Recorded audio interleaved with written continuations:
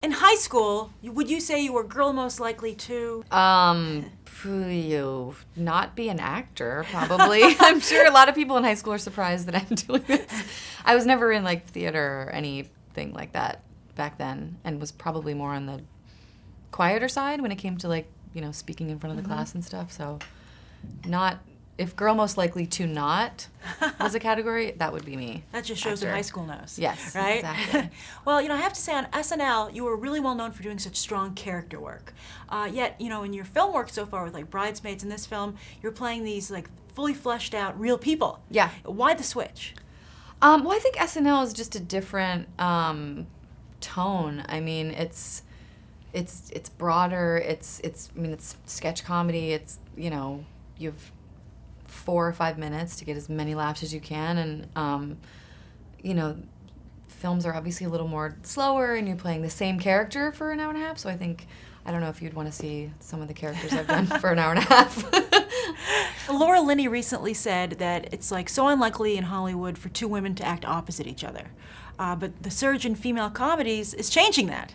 How is it working with Annette Bening? Unbelievable. I mean, just what you would think. I mean, she's an icon. She's a beautiful human being, and I'm so grateful that I got to work with her and that she said yes to do this movie. And yeah, I mean, the scenes that we had together were really special to me. Well, speaking of like mother-daughter relationships, there have been a lot of really great ones on screen, from Postcards from the Edge to Mommie Dearest. What would you say? Mommie Dearest was a great relationship. Well, it was fascinating. It was fascinating. It was yes. fascinating. Yes. So what would you say is unique about the one in Girl Most Likely? I think that we all, at some point, have been embarrassed by our parents when we're younger. And I don't know, Imogene is in her 30s, and her mom couldn't be more different than she is in the life she's living right now in this high society New York life. And I don't know, when you see the two of them together, you can see their mother-daughter, you can see they love each other, but there's just something in between them that they never quite figured out or fixed. And I don't know, I just thought that was an interesting story. I think some people might be able to relate to that. And finally, you know, early on in the film, your character pretends to commit suicide to try and win her boyfriend back. And it seems like something you'd only see in a comedy, but I actually know a woman who tried it. Are you serious? Yes.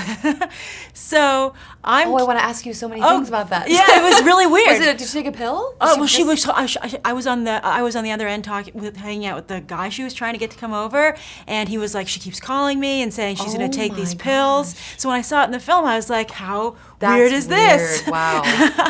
Well, you know, thinking about that, taking that seriously as an actor, you know, getting into that mindset, what did you discover about why a woman would try that? Why, you know, what would drive them to that? Pure desperation and lack of faith that she's going to be okay if she's not with this man. I mean, I think she put everything on this relationship. I think her entire social network revolves around this guy, her social status, this life that I think she's always wanted to live.